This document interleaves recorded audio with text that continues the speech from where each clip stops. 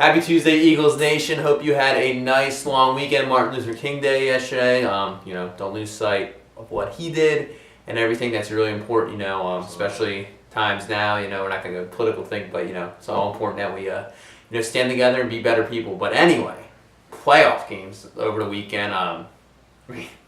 Dallas losing. Couldn't ask Dallas for a better losing. situation for Dallas, but what does it mean? Does it mean their season was a fluke? Does it mean the Giants' season was a fluke, that they went one and done in the playoffs? Or are these good teams that we have to be careful of they got Rodgers going forward? They got Rodgers. They got Air Jesus. He's unreal. So I mean, they got the same treatment we got. That's where it started. That's when he said we'll run the table and been winning. And they've won every game since. So that's an impressive thing to accomplish. But Matt Ryan, that team has a lot of weapons over there. So that'll be a great game. Mm-hmm. And Dallas, they have some young guys that led them to that point, and unfortunately ran into something that was potentially bigger than them, and it could be the fate of the Green Bay Packers. But we'll have to see. At the end of the day, you do have to look out for the Dallas Cowboys. They're a good young team, and the Giants are still a solid veteran team as long as Eli Manning's there, and as long as they have some playmakers on that offensive side of the ball, and that defense is good enough. So those are two teams that I don't think they're flukes. I think that they're good teams you have to look out for. Yeah, I mean, I will say that the Cowboys are a good team. I do not think that they are 13-3 good. Yeah, because they do not have. They need to build a defense, which for them now will be easier. I mean, they have the O-line, they have the offensive playmakers, so they're going to invest a lot of draft picks,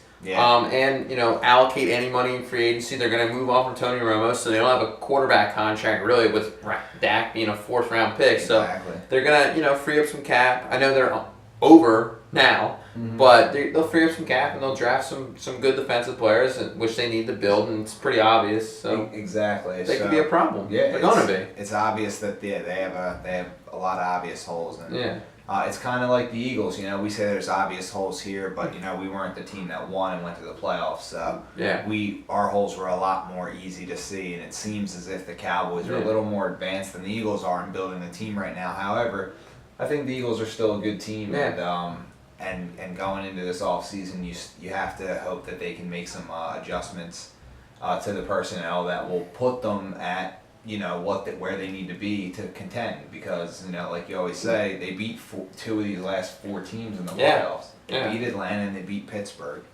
and they beat the Patriots last year with similar players for the most part. They did. Different coaching regime, weird game, but. Either way, I think I always look at, you don't win or lose by much in the NFL, and in six losses out of 9 of the Eagles' losses came by 7 points or less. Now, that's not to say that's not an excuse saying, if this happened and that happened. Well, obviously those things didn't happen because you're just not good enough. That's the bottom line. So, what do you think the Eagles have to get to make at least 3 of those 6 losses that they had in close games? Maybe you go 3-3 rather than 0-6 in those games. What do you have to get to make it so we are? You need to get some better wide receivers. Obviously, even just anything. Just a playmaker. I think just a guy that can turn a short catch into a long touchdown. You gotta get some playmakers. Definitely they're probably gonna draft some corners and then a running back. But they do need a dynamic playmaker, whether they get a running back or wide receiver in the first round, and then. It's going to dictate what happens in free agency. What they do in free agency is going to affect the draft. That'll kind of set the vision, and I think they need to be effective in free agency. I think that they need to understand that you don't want an overnight success. You don't want to go blow all your money on Alshon Jeffrey and then he gets hurt or something. You rather go get a couple lower price guys, or maybe even just draft one and have another year where you have Aguilar, Jordan Matthews, and Dorial Green Beckham, 3 guys on the team but at the bottom of the depth chart, and you take a receiver high like Corey Davis and he just starts from day one, along with a veteran receiver that you get in free agency, whether that's Deshaun Jackson or maybe it is Alshon Jeffrey. Maybe I'm wrong. Maybe they go crazy and go get him, but yeah, you got to get some pieces that can uplift this offense, even if it's just a little bit. You don't have to go for a home run this year and go Super Bowl, because that's not going to happen. Yeah, I think you do need to go and do the complementary thing in free agency, and that's get lower priced, lower key guys and continue to build up, kind of like they did last year, build from the draft. Yeah, no, they did. They didn't. They locked up their guys and they signed two players that really helped them moving forward. Brandon Brooks and Ronnie McLeod, two young players that have a future. That 25, 26, 8-year-old age group is a good. And those are the kind of players we want right now. Yeah, because you have to draft your own superstars. If you wanted a Dez Bryant or an Odell Beckham or an Antonio Brown, those are guys that were drafted by those teams. And Julio Jones, they come up in your system and they eventually become these great players. But you don't just go. And if you go and you pace people, sometimes it doesn't work out. It's better to bring guys up. So I'd rather just get complimentary guys, some average, solid veteran receivers, and try to hit on a guy in the draft that can be that dynamic playmaker. Because it's realistically, the Eagles are right now, they're a 2-year situation. I think it's going to take 2 years, 2 more off seasons if they can get things right to build what this offense at least will look like for years going forward with the offensive line and receivers. So, I think personally 2018 they can really compete. That's what I think. For a playoff spot? I think they can compete in general. I think they'll be competitive next year for a playoff spot. Do they get in? I don't know.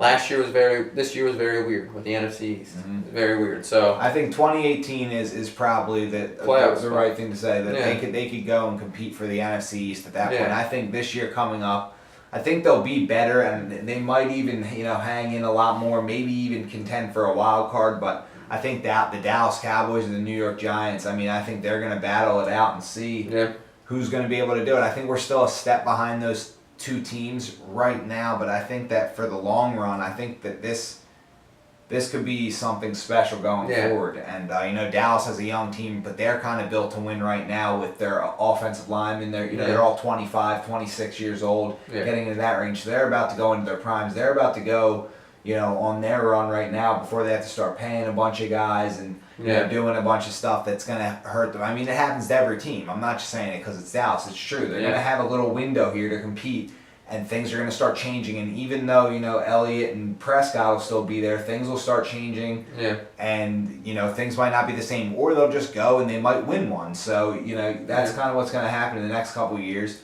Giants, they're up and down as far as Eli Manning goes for a few years, but for at least this next year coming up, they'll still be a solid team. And then the Eagles. I think the Redskins are the only team losing traction, personally. I don't think they're getting any better. I think that there's still many questions on that team. All right. There you have it, guys. State of the NFC East. State of the NFC East. I was going to say State of the Union, but that's not. That's a political thing, and we're not going there. So, you guys have a good week. Enjoy the rest of your week. We will be, back at it with Bird Buzz like we did last week. So, this is our time. This is our off season. So, fly Eagles. We love getting better. We love the improvements on the team. So and it's nice to say that send Dallas us some suggestions on what you guys think they should do. Obviously suggestions for draft, free agency, both. Whatever you guys think, comment below, and we'll talk some birds. All right. We'll see you guys next time.